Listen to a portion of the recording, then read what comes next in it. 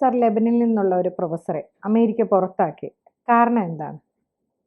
കഴിഞ്ഞ ദിവസം ഇന്ത്യക്കാരിയായ രഞ്ജനി ശ്രീനിവാസൻ പുറത്താക്കിയതിൻ്റെ കാരണം അറിയാലോ.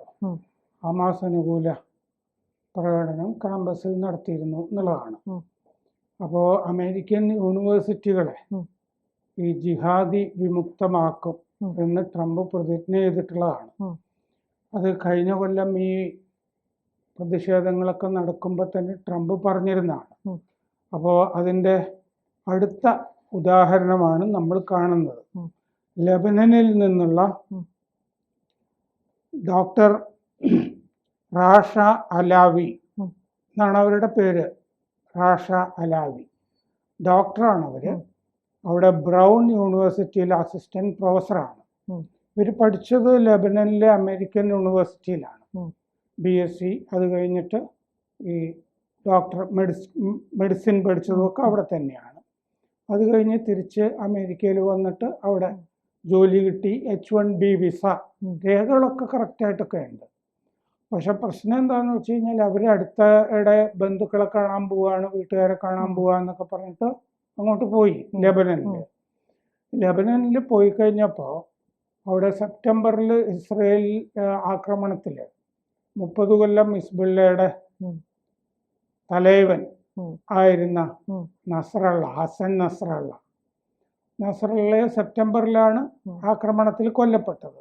പക്ഷെ സംസ്കാരം അടുത്തിടെയാണ് നടന്നത്. വലിയ വിലാപയാത്രയും കാര്യങ്ങളും ഒക്കെ ആയിരുന്നു.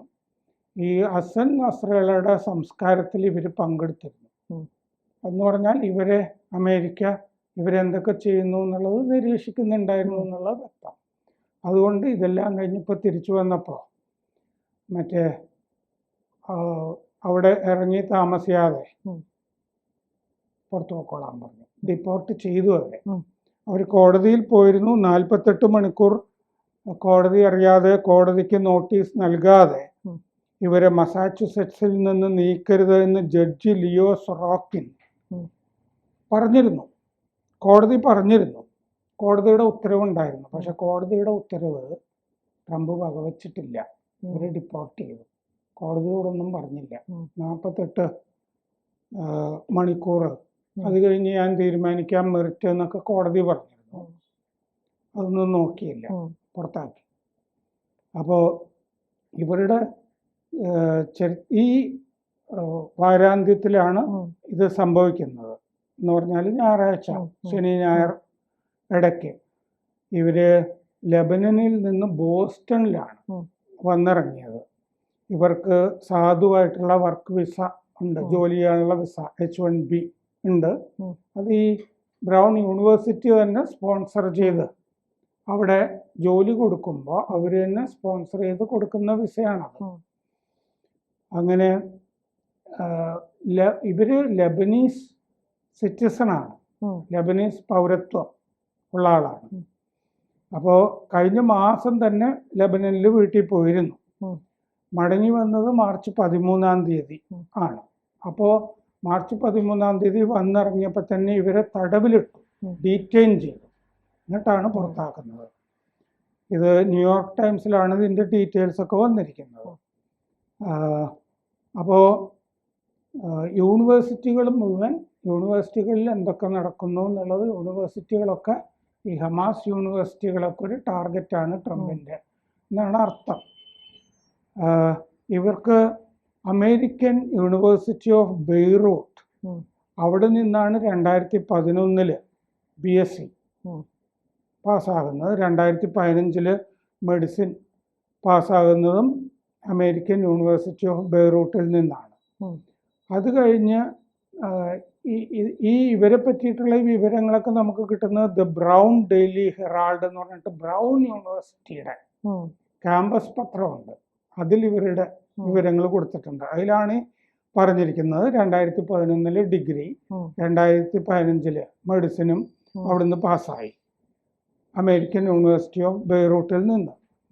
അപ്പോൾ American university of Beirut medical സെൻറ്ററിൽ 2008 ഇവര് എന്തോ പഠനം പൂർത്തിയാക്കി എന്നൊക്കെ ഇതിൻ്റെ അകത്ത് പറയുന്നു 2018 2018 മറ്റേ പഠനം പൂർത്തിയാക്കി എന്ന് ഈ ബ്രൗൺ ഡെയിലി ഹെറാൾഡിൽ പറയുന്നുണ്ട്. ആ കൊല്ലം തന്നെ 2018 തന്നെ J1 സ്റ്റുഡൻറ് വിസ, വിദ്യാർത്ഥി വിസയിൽ J1 വിദ്യാർത്ഥി വിസയിൽ അമേരിക്കയിലെത്തി. 2024 കഴിഞ്ഞ കൊല്ലം ജൂലൈയിൽ ഇവര് ബ്രൗൺ യൂണിവേഴ്സിറ്റിയിൽ മെഡിസിൻ പ്രൊഫസറായി, അസിസ്റ്റന്റ് പ്രൊഫസറായി. H1B വിസ യൂണിവേഴ്സിറ്റി സ്പോൺസർ ചെയ്തു. ഈ H1B വിസ കൊടുക്കുന്നത് ഈ സ്പെഷ്യാലിറ്റി നോളജ്, എന്തെങ്കിലും ഒരു കാര്യത്തിൽ പ്രത്യേക ജ്ഞാനം, ഒരു സ്പെഷ്യാലിറ്റി അവർക്കുണ്ട് എന്നുള്ളപ്പോഴാണ് ഈ അങ്ങനെയുള്ള ആളുകൾക്ക് ജോലി കൊടുക്കുമ്പോഴാണ് H1B വിസ കൊടുക്കുന്നത്. അപ്പോൾ ഇവരുടെ വിസ പെറ്റീഷൻ 2024 ജൂണിൽ അപ്രൂവ് ചെയ്തിട്ടുണ്ട്. ഈ വിസക്കുള്ള അപേക്ഷ അനുമതി കൊടുത്തിട്ടുണ്ട് അമേരിക്ക. കഴിഞ്ഞ കൊല്ലം ജൂണിലാണ്. അപ്പോൾ ഇവര് ഈ യൂണിവേഴ്സിറ്റിയിൽ kidney diseases and hypertension ഡിവിഷനിലാണ് അസിസ്റ്റന്റ് പ്രൊഫസറായിരുന്നത്. കിഡ്നി വൃക്ക രോഗങ്ങളുടെയൊക്കെ അസിസ്റ്റന്റ് പ്രൊഫസറാണ്. ഹൈപ്പർ ടെൻഷൻ്റെ ഒക്കെ വിദ്യാർത്ഥികളെ പഠിപ്പിക്കുന്ന ആളാണ്. ഇപ്പോൾ കോടതിയിൽ ഫെഡറൽ പ്രോസിക്യൂട്ടേഴ്സ് ഇവർ കൊണ്ടുപോയി കേസ് കൊടുത്തല്ലോ പുറത്താക്കുന്നതിനെതിരെ. പുറത്താക്കി കഴിഞ്ഞു. ആദ്യം കോടതിയിൽ പോകുമ്പോൾ ഫെഡറൽ പ്രോസിക്യൂട്ടേഴ്സ് പറഞ്ഞു ഈ പരിപാടി ഇവരുടെ മൊബൈൽ ഫോൺ നോക്കിയപ്പോൾ അതിൻ്റെ അകത്ത് നിന്ന് ഈ എന്താ പറയുക കുറേ വീഡിയോസും ചിത്രങ്ങളും ഒക്കെ കണ്ടു. എന്ന് പറഞ്ഞാൽ സിമ്പത്തറ്റിക് ഫോട്ടോസ് ആൻഡ് വീഡിയോസ്, അനുതാപ ചിത്രങ്ങളും വീഡിയോകളും ഒക്കെ. എന്തിൻ്റെ അനുതാപം? സെൽഫോണിൽ നിന്ന് കിട്ടിയത്. ഹിസ്ബുല്ല നേതാക്കളുടെ ചിത്രങ്ങളും അവരുടെ പ്രസംഗങ്ങളുടെ, നസറുള്ള പ്രസംഗിക്കുന്നതൊക്കെ, ജിഹാദ് നടത്തണം, അമേരിക്കക്കെതിരെ ജിഹാദ് നടത്തണം, ഹമാസിനെതിരെ ജിഹാദ് നടത്തണം എന്നൊക്കെ അതുകൊണ്ടല്ല നസറുള്ള മരിച്ചപ്പോ പോയത്. നസറുള്ള എന്നാണ് കേട്ടോ. നസറുള്ളയുടെ വീഡിയോസ് ഒക്കെയാണ് ഇതിൻ്റെ അകത്ത് ഉണ്ടായിരുന്നത്, ബാക്കി ഹിസ്ബുള്ള നേതാക്കളുടെ ഒക്കെ.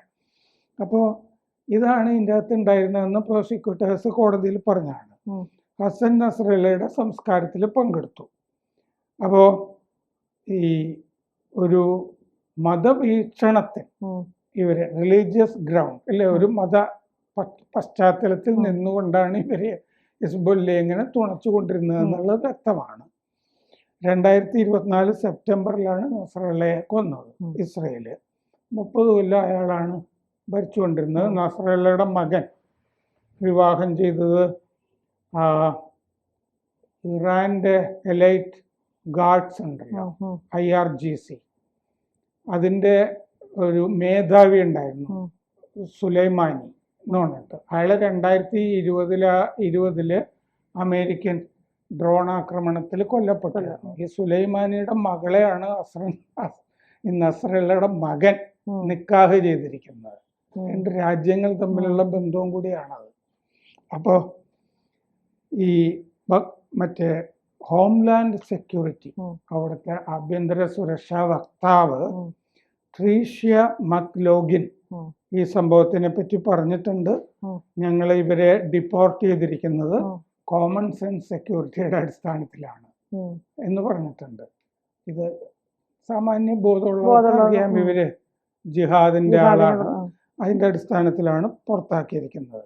എന്നിട്ട് അവര് പറഞ്ഞു, വക്താവ്, വിസ എന്ന് പറയുന്നത് ഒരാളുടെയും അവകാശമല്ല, അതൊരു പ്രിവിലേജാണ്, നേടിയെടുക്കേണ്ട പ്രിവിലേജാണ്. ഭീകരവാദികളെ തുണയ്ക്കല്, ഭീകരവാദികളെ മഹാന്മാരാക്കല്, അതും അമേരിക്കക്കാരെ കൊന്ന ഭീകരവാദികളെ തുണയ്ക്കല്, മഹാന്മാരാക്കുന്നത്, ഇതൊക്കെ വിസ കിട്ടാനുള്ള ഒരു പ്രിവിലേജ് അല്ല എന്നും വക്താവ് പറഞ്ഞിട്ടുണ്ട്. ഈ ഹിസ്ബുള്ളയൊക്കെ അവിടുത്തെ അമേരിക്കൻ എംബസിയൊക്കെ ആക്രമിച്ച ആളുകളെയൊക്കെ കൊന്നിട്ടുള്ള ഭീകരനാണ്. ഇതൊക്കെ ഒരു സ്ഥലത്ത് ജോലിക്ക് വന്ന അവിടുത്തെ നിയമങ്ങളനുസരിച്ചല്ലേ ജീവിക്കേണ്ടത്. അപ്പോൾ ഇതാണ്. അപ്പോൾ ഇങ്ങനത്തെ ഇപ്പോൾ ഒരാൾ ഹമാസിനെ പിന്തുണച്ച് ആസാദി എന്നൊക്കെ പറഞ്ഞിട്ട് ഈ JNUവിലും ഉമ്മർഖാലിദൊക്കെ വിളിച്ചിരുന്ന മുദ്രാവാക്യം പോലെയാണ് ഈ രഞ്ജനി ശ്രീനിവാസനൊക്കെ വിളിച്ചിരുന്നത്. അതിനേക്കാൾ കടുപ്പമേറിയ പരിപാടിയാണ് ഈ Lebanese doctor professor Risha Alavi കാണിച്ചിരിക്കുന്നത്. നസ്രള്ളയുടെ സംസ്കാരത്തിലൊക്കെ പോയി പങ്കെടുത്ത് ഒരു കുഴപ്പമില്ലാതെ അമേരിക്കയിലേക്ക് വരാമെന്ന് വിചാരിച്ചതാണ്. അപ്പോൾ ഇതൊക്കെ ഇത്തരം ജിഹാദികൾക്കുള്ള മുന്നറിയിപ്പും കൂടിയാണ്. കൂടുതൽ വാർത്തകളും വിശേഷങ്ങളും നിങ്ങളിലേക്ക് എത്താൻ ABC മലയാളം സബ്സ്ക്രൈബ് ചെയ്യുക, ബെൽബട്ടനും അമർത്തുക.